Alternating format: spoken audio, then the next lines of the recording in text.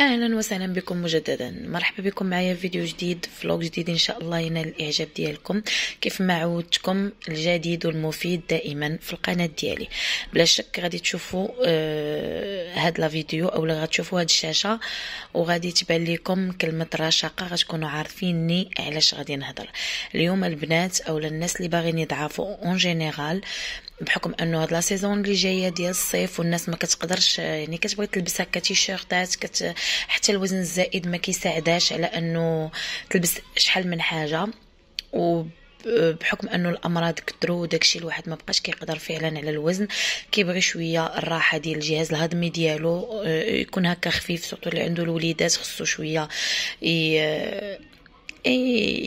يكون موتيف معاهم. الوغ هذا راه ماشي اشاره، يعني تبان لكم الشركه ديال سلطان غتسحبوا اشاره، ماشي اشاره فقط. انايا شي حاجه اللي جربتها ومتاكده منها وبغيت نشاركها مع لي فان ديالي والناس اللي كيتيقوا في قناتي ومتبعيني. هاد المنتوجه البنات للرشاقه، او الناس اللي كيشوفوا لا فيديو للرشاقه، يعني تيزان للرشاقه من شركه سلطان، بثمن جد ماشي غير مناسب، جد مناسب، وغتحسي بواحد الراحه اللي غتشكريني عليها.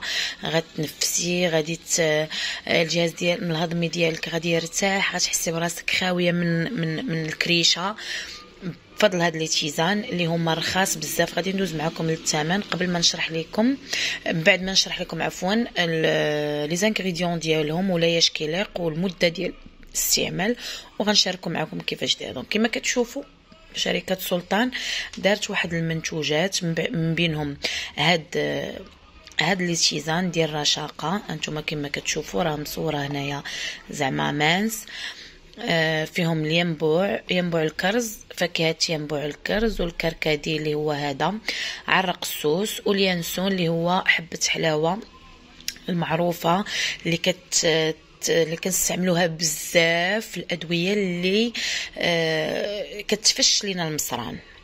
دونك الادويه اللي كتفش المصران الغلبه ديالهم كتكون فيهم حبه اليانسون اللي كنقولوا لها حنا بالدارجه ديالنا حبه حلاوه.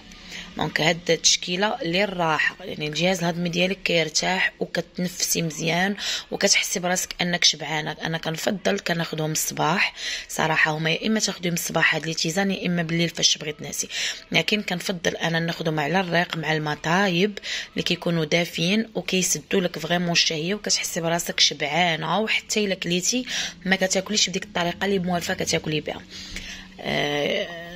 الكميه اللي فيهم هانتوما كما كتشوفوا فيهم 20 تيزان. انا غنشاركهم معكم من الداخل. هنايا الطريقه ديال التحضير، هانتوما كما كتشوفوا كيس شاي مزدوج، كتحيديها كديرها في اون طاس ولا كاس ديال الزاج، والماء كيكون طايب مزيان، كتخليها لمده 4 حتى ل 5 ديال الدقائق في هذاك، وكتحيدي التيزان وكتشربيها. دونك ضروري من 4 حتى ل 5 دقائق باش كيطلقوا دوك الاعشاب في داك الماء. هانتوما هذه هي الطريقه ديال التحضير، هادو المكونات اللي كاينه. من بعد غندوز لكم للثمن. هنا كيشكروا في المنتوج او لا كيشرحوه لكم: مشروب منعش خفيف لجسم رشيق، خليط مميز من الكركديه ينبوع الكرز واليانسون، يساعد على التخلص من الزوائد، يعني لا سيلويت.